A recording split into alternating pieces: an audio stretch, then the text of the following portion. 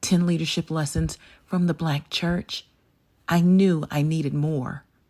Not because our traditions weren't enough, but because they've too often been underestimated. So I didn't just write this book. I lived it. Every chapter is infused with my own journey of transformation. And as you read, you may find yourself tracing that arc too.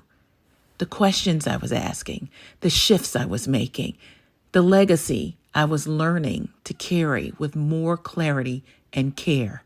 It's all there, in the words, in the research, in the rhythm. It's past time for a leadership revival. Come and go with me. Read the first of 3 essays on my Substack and subscribe. The year was 2019, and I was just months away from leaving the big company. As you know, I received a surplus notice in February, or maybe it was January of 2019. And my last day at work was around the end of March. Took some vacation after completing my work at the Black Enterprise Women of Power Summit with my wonderful colleagues. And then I was on a plane to an HBCU and I started my speaking career. And I also, some months later, began my journey in my training as an executive coach. During that time, however, I was finishing up a book and I was pitching that book to one particular imprint. During that time, I met a young woman named Minda Harts. In fact, 2 mutuals introduced us because when they heard about my book, they said, you know what? You need to meet Minda because she's writing something that's a little similar. I meet Minda and I instantly fall in love with the idea of the memo.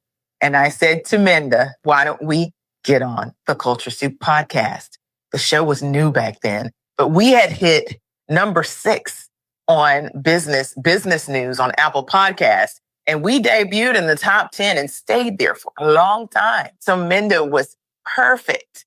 We had talked by phone, we had texted each other, and she became my friend. And we did the show. That was 6 years ago. When I heard that she was working on book number 4, Talk to Me Nice, the 7 trust languages for a better workplace, I said to Minda, come on the show. Let's sell some books. So today, without further ado, I'd like to introduce to you and reintroduce to others Minda Harts, author, and now filmmaker. Let's get it. Hey, y'all. This is Culture Soup, where tech, culture, and business collide. It's a podcast that spoons up everything hot from social media. I'm your host, L. Michelle Smith, and each episode, we bring you some of the most notable and not yet notable thought leaders in tech, business, and culture.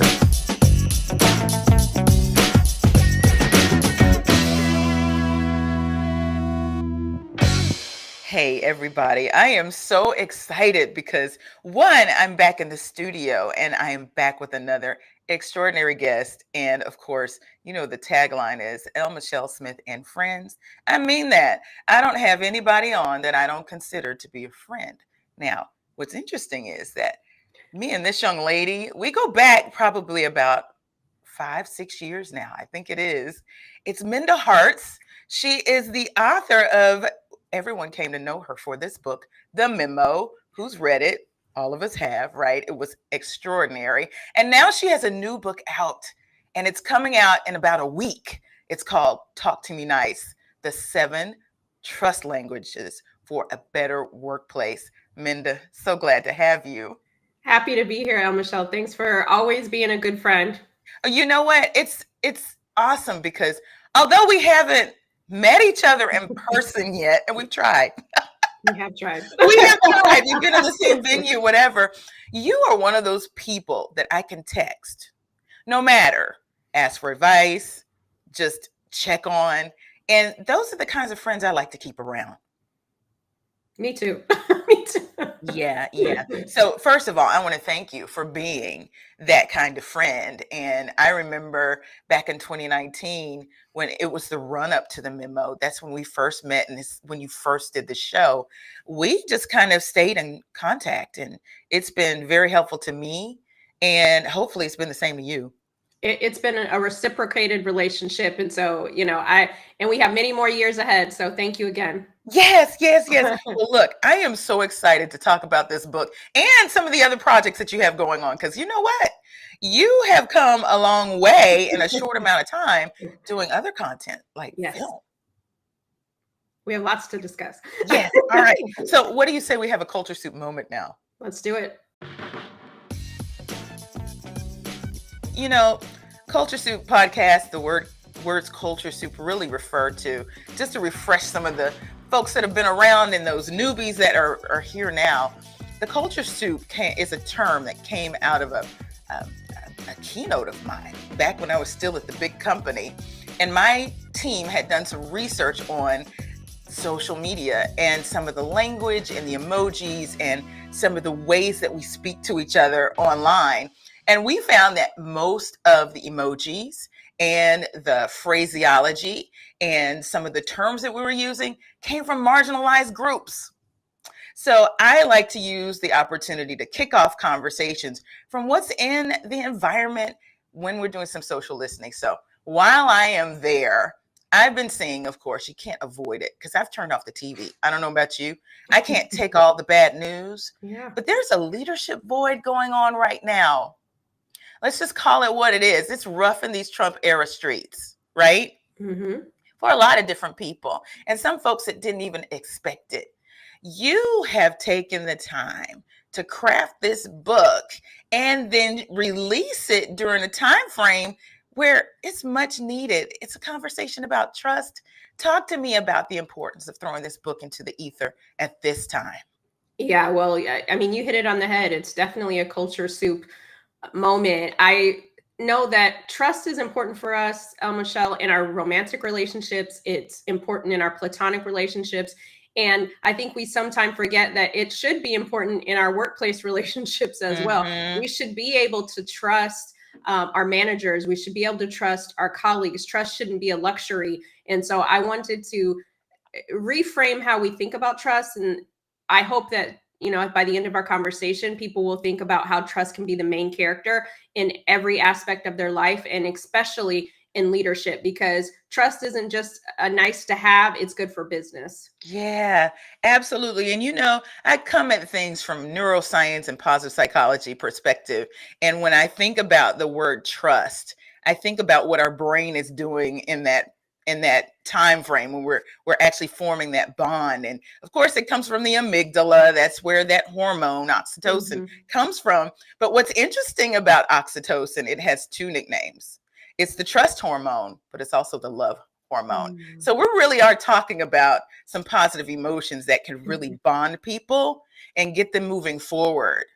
Wouldn't you agree? I agree. I mean, I know we'll talk more about it, but just to your point, over half of individuals experience anxiety in the workplace. Don't you think that lack of trust probably contributes to that? Yes. And what an isolating feeling. So before we get deeper into the book, I want to ask you a couple of questions about Minda and this journey that you've been on since I met you in 2019. And we met like this. We met on the show. If you haven't listened to the first episode with me and Minda, it's in the single digit, I think, episodes. We have over 300 episodes now.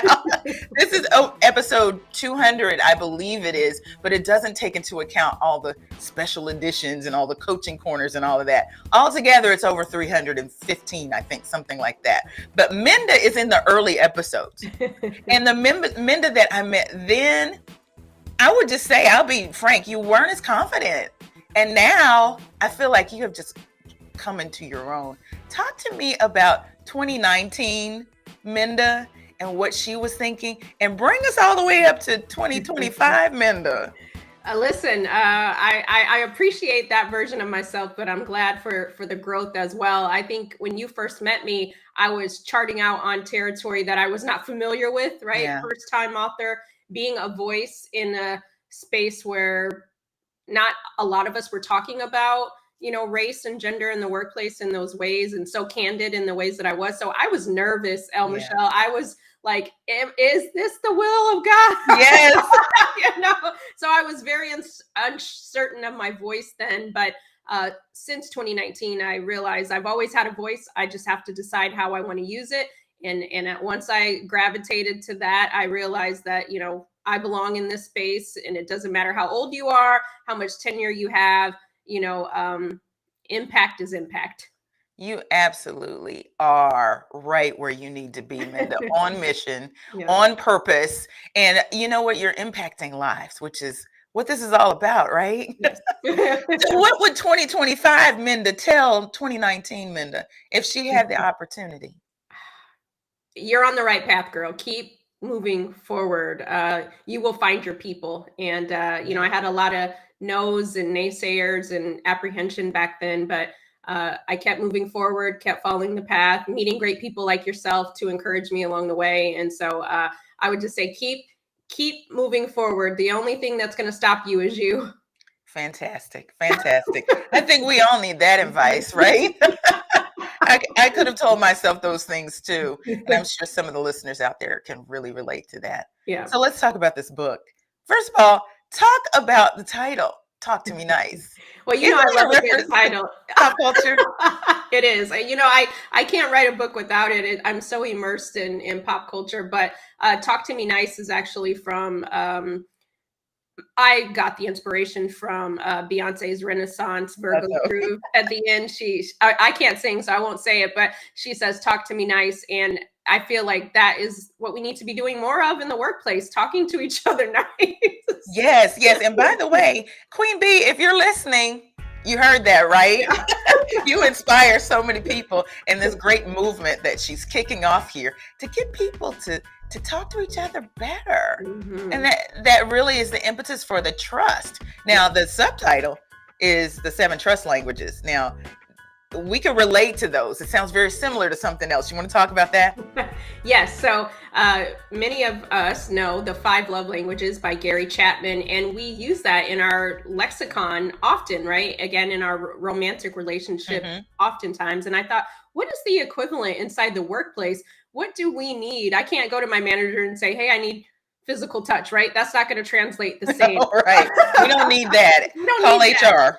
That's going to send a different signal. But when there's a lack of acknowledgement, that's one language in particular.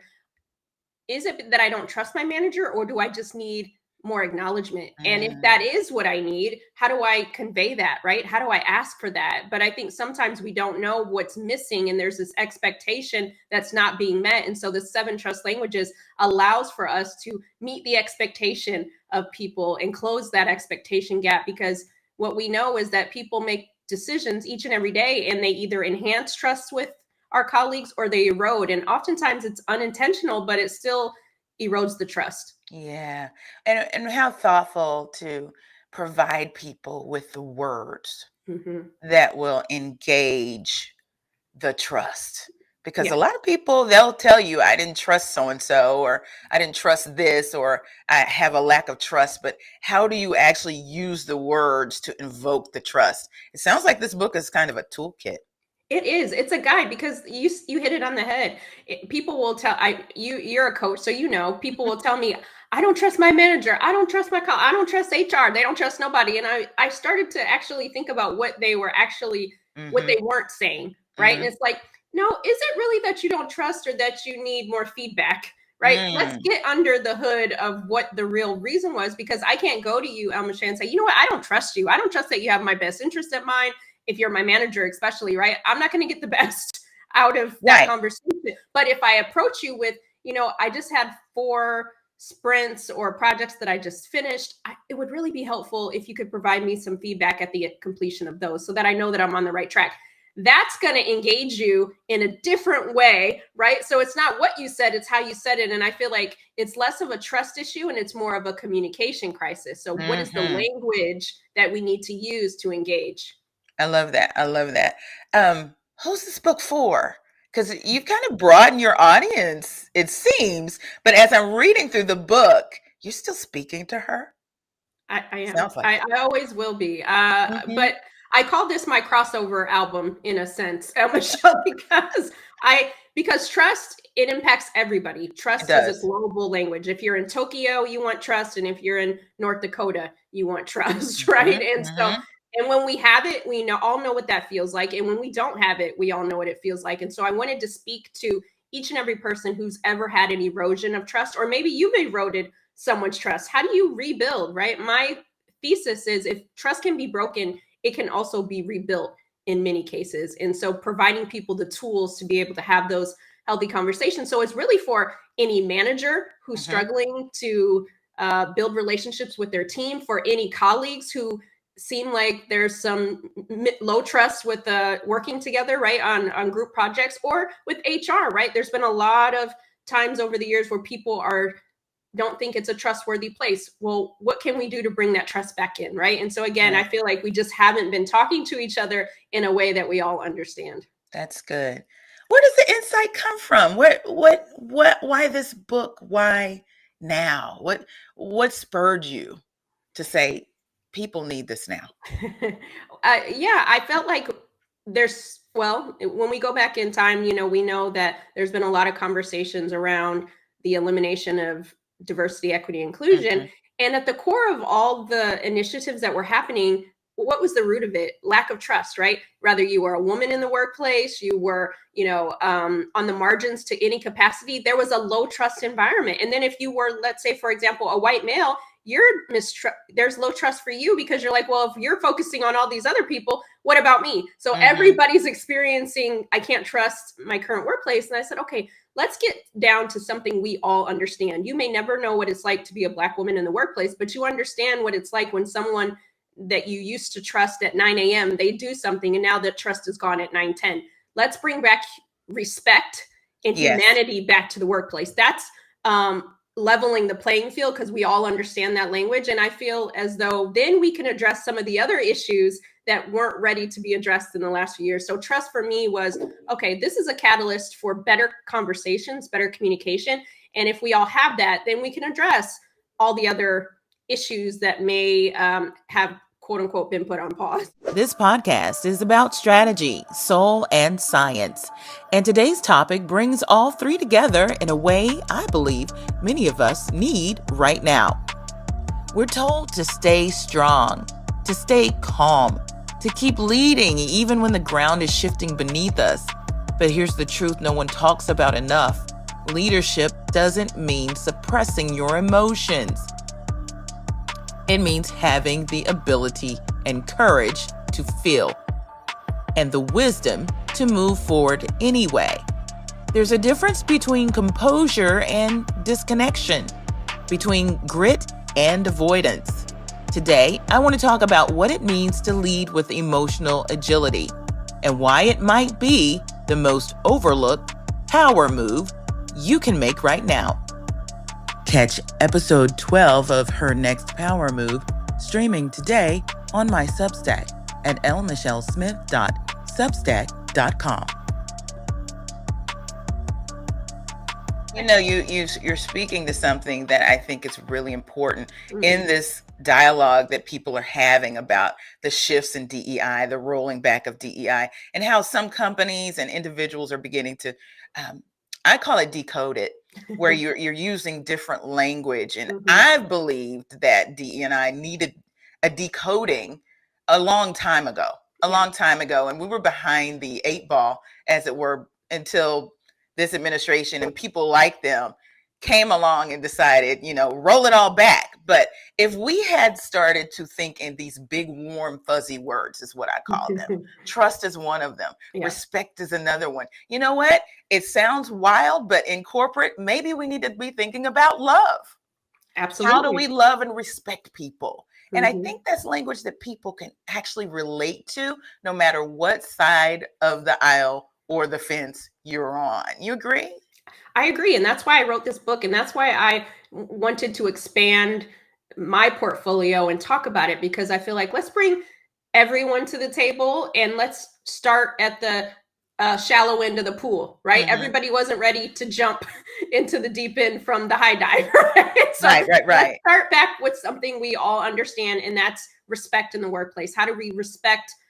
One of my languages is sensitivity. We have a lot of polarizing things happening in our country. How do we be culturally sensitive to some of the things that are happening, right? You don't have to wave a flag or wear a hat to understand being sensitive. That maybe we don't have that conversation today. We table this one-on-one until next week, because I understand that this community is being impacted. I don't necessarily have to send out a memo about it, right? But I'm understanding emotional intelligence, Yeah. right? And Yeah. I think, again, all the things that we've been kind of putting in the pot, if you will, for the soup, everybody wasn't ready for it. So we got to break down the ingredients. And I feel like trust is that place where we can all have a little bit of the appetizer, and then we can get to the main course. Yeah, that's good. That's good. Yeah. So, since the book is about trust, how do you establish trust with your reader as an authority in this space? Because you've got some newbies coming along, and of course you got the folks that already believe in you, me being one of them.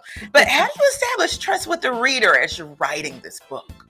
Yeah, well, what my hope is that people will see, even if haven't read any of my other books or haven't heard me speak about anything else, they'll see that I have been an expert and a thought leader in workplace culture, right? And workplace conversations and the advancement of making the workplace work for everybody. So I hope that they will see that as, okay, she's worth listening to, right? But also, even when I wrote this book, for the new people that come to the table, I also talk about, here's a way for me to establish trust with you, right? And trust has to be a noun and a verb. And I think that I had to demonstrate what that looks like and take people on a journey. You might recall, I have a chapter even about the Industrial Revolution, right? And some of the centuries that trust didn't just erode because of a certain administration. These things have been happening for a long time. And what trust looks like for me might be different for my colleague. And so we have to understand how we get here and who gets to trust and who gets to be deemed as trustworthy. So we have to address some of those things. And I wanted to be able to not just tell the stories I've told before, but also give some data to support why trust is important. Again, it's not just this kumbaya moment, but it's also good for productivity. It's good for retention. It's good for less burnout, right? And anxiety. And so I want people to understand that we don't have a future of work without trust. Yeah. And I really feel, just in the bits and pieces that I've read so far, I really need to dig in some more. But even from the title to the opening chapter and even deep into the book, you're speaking a language that is digestible. It's very friendly, and it also feels relatable. Yeah. Tell me more about the tone that you're taking in this book that helps with establishing trust. I'm glad you pointed that out, because if anybody's read my other books, you know that I love to have a conversational style. And I feel like that breaks down a lot of hard topics and makes it like, okay, come sit on the couch with me. Let's have a conversation, right? And so I was very intentional, even with this book, in using movie references and using songs to be able to drill this home, because again, those are universal things. If I liked Aaron Brockovich, somebody else might have, but let's talk about the trust component with that story, right? And so bringing people in different ways, and then also being vulnerable, just like I have in other books, to share certain stories that have happened that I haven't shared yet, where I might have been part of the trust breakdown, right? Or I saw it, but I didn't say anything, and that's just as much eroding trust as the person who did the thing, right? Absolutely. So for me, it's showing people, okay, after you read this book, here's a tangible, practical way that you can implement what your trust languages are, but also being aware of what your colleagues and your manager, what are their languages, right? Because trust isn't just about me, it's about the people we work with, and trust is a two-way street. That's awesome. Folks, we're talking to Minda Harts. She's the author of Talk to Me Nice, the 7 Trust Languages for a Better Workplace. And you know what? We don't want to give away the farm. There's 7 of them, but let's just talk about one of them if that's okay. Let's do it. So let's go to chapter 4. I think it's on emotion and sensitivity. Yes. I love the way you're using the word sensitivity, going back to the idea of breaking down and decoding a lot of this diversity, equity, and inclusion, professorial type words, emotional intelligence, emotional regulation, emotional, literacy, down to sensitivity. That says you need to be able to read the room and feel what other people are feeling. Did I get that right? You got it right. It's being mindful of our words and our behavior, right? It's no more of I didn't mean any harm, or you took it the wrong way. No, let's be culturally sensitive. Let's be emotionally sensitive to the things that come out of our mouths, the jokes that we're saying, right? Yeah. And how that I might not have meant harm, but how did that impact the person on the other end of the Microsoft Teams, right? And understanding that, okay, I probably eroded their trust, right? I tell a story in pretty much all my books, but I talk about a manager that I had who saw that I had on burnt orange fingernail polish. And he said, you people love your bright colors. And he joked around for 15 minutes about how Black people like bright colors. In that moment, Archie Bunker. Exactly, right? In that moment, Michelle, I didn't have the language, right? Yeah. I didn't know what to say to him. I didn't know how to respond. And two things happened. A, I trusted him at 9 a.m. And after he said that, by 9:12, the trust was gone. This was a person I went to happy hour with. This was the person I went to Taco Tuesdays with. But he was also my manager. So now I'm like, you don't take me seriously. How, now I'm seeing that you may not think of me in a professional manner, right? So I started to create this narrative about him, and that may or may not have been true because I didn't have the courage, I didn't have the language to have a conversation. And when I pull it back 15 years later, 20 years later, one of the things that I realized was it that I didn't trust him or that he wasn't speaking the language of sensitivity. Yeah. Right. And then you can address that a little bit differently than, hey, why did you say that about Black people? Right. But if I understand what's the language that I could have used to have a conversation so that he wouldn't say those things. I worked for him for years. He would say stuff like that all the time. Right. And it was constantly an erosion of trust. But again, there was an expectation gap. He didn't know because I never said, and he wasn't sensitive enough to understand that. And I want to empower people to say, you don't have to wait 10 years to have to say the thing. You can actually go, and here's the language to do that, right? So that they're not being defensive, but we're also rooting it in fact as well. Right. 4 books later. This is where we are. This is amazing. I'm very excited for this to be released and see how people respond to it. But you're doing some other things too. Yes. You're doing film. I'm in my filmmaker era. Yes. Talk to me about how you got there and what you're doing now, because you won some awards. Yes. Well, and I know that you can identify with this as well. We are storytellers. Yes. Right. So it's not, so for people who know me, it's not like a drastic departure. I knew a long time ago, even before I became an author, that filmmaking was something I wanted to do, but I couldn't connect the dots on how to do it, right? I didn't go to film school, so I didn't see myself as the obvious person to be able to do that. But I always wrote. When I was a teenager, I'd write plays. They were produced at my church sometimes. I've always been a creative in that way. And during the pandemic, I started taking screenwriting classes because I knew I wanted to do this at some point. But what they say, when you stay ready, you don't have to get ready. And then when I had the opportunity to be part of the Memo, being a short film and having Kyla Pratt play me, I was like, you know what? I don't have to play in this box. I can expand. I am a multi-hyphenate. Let me own that. And the Memo was the catalyst for that. And even 4 years ago, I created a production company called the Queen of Hearts Productions. And I sat with that production company not having any productions. Well, you got to start somewhere. You got to start somewhere. So again, I want people to know you plant the seeds, right? And now I have a second short called The Distance Between that I wrote, produced, and directed under the Queen of Hearts Productions. And we're in festival right now, and it's stories. It's again the human element. All my books are about human element, and that's what my films are about as well. What do you know now that you didn't know when you were the consultant who decided enough of this, I'm going to walk out and walk in my power and write my stories? What do you know now? That's such a powerful question.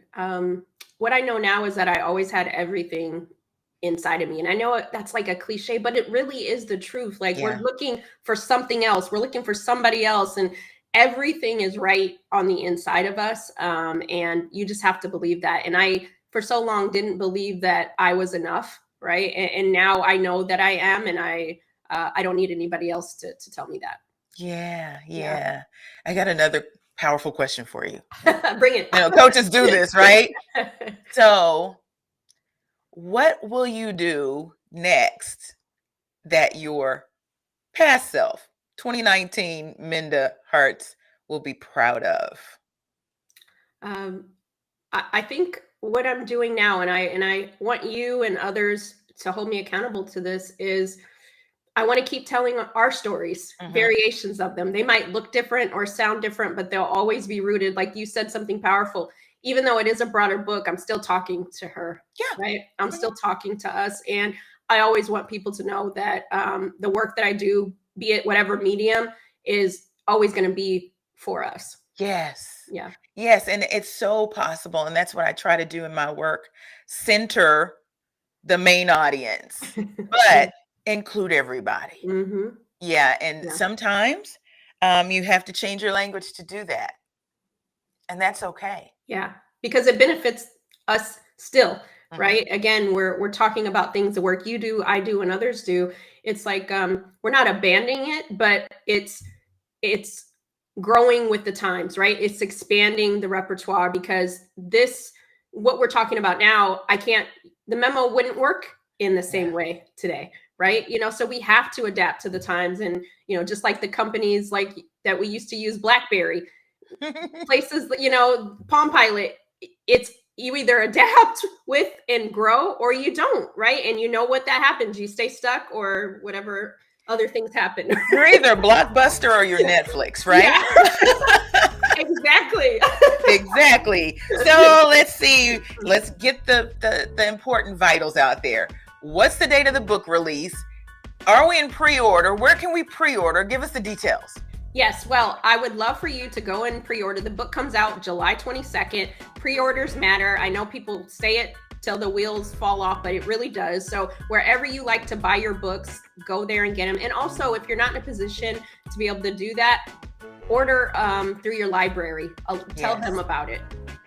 Yes. All the different ways count. And let me tell you, folks, we're trying to get Minda on one of these big lists, right? So you got to help. The pre-sales matter. Don't just go to Amazon and buy this thing, okay? Go everywhere. It matters, okay? I hope I've got everybody's word that they're going to help out. We trust you. Yes, we trust you. Minda, it has been phenomenal. What a great conversation. And I hope that folks get this book and learn the language of trust. Their relationships will be better for it. Absolutely. Thank you for seeing me always. I appreciate you. Awesome. Proud of you. Go get them, Minda. The Culture Soup Podcast is a production of Neuroscience Communication, LLC. The Culture Soup Podcast is a registered trademark of No Silos.